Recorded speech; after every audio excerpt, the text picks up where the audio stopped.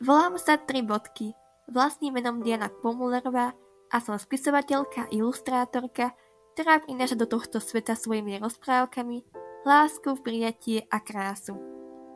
Zaujímam sa o rešpektujúce rodičovstvo i sebarozvoj a preto hlavnou myšlienkou mojej prvej, nie poslednej vydanej knižky Čarovný les, je hľadať riešenie a svoju hodnotu.